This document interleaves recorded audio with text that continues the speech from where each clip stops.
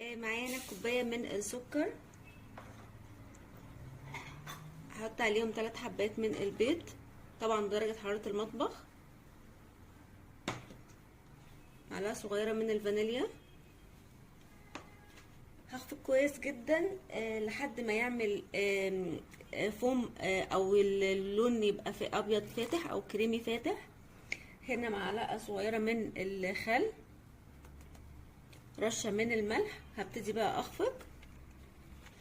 بعد ما البيض والسكر بقى لونهم فاتح بالشكل ده كده، هنزل بنص كوبايه من الزيت النباتي، نص كوبايه من الحليب، مع هنا كوبايتين ونص من الدقيق، وكمان ربع كوبايه من الكاكاو الخام،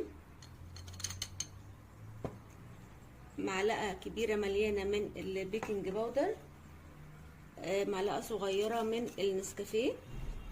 هقلب كل المكونات دي كويس جدا كده. القوام بتاع الكيك بقى جاهز معايا. كانت تقيله شويه، انا زودت نص كوبايه من الحليب، بقى القوام بالشكل اللي احنا شايفينه ده كده.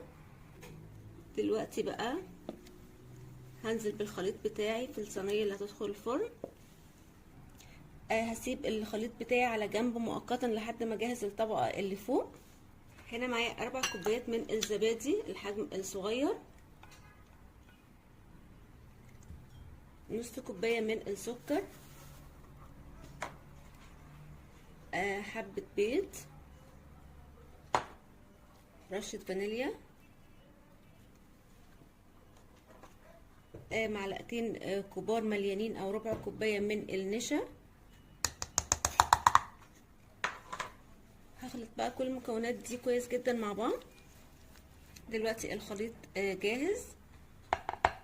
دلوقتي انا حطيت الخليط بتاعي في كيس حلواني بالشكل ده كده. هنزل بقى بخطوط بالشكل اللي احنا شايفينه ده.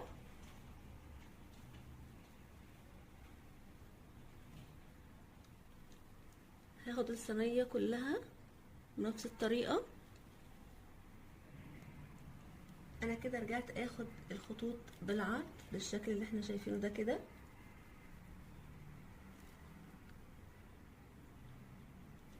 بالشكل ده. دلوقتي هحطها في الفرن على درجة حرارة 180 على الرف الاوسط.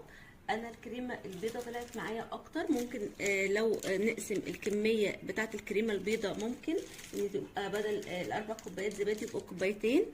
دلوقتي بقى هحط الكيك بتاعتي في الفرن على الرف الاوسط درجة حرارة 180.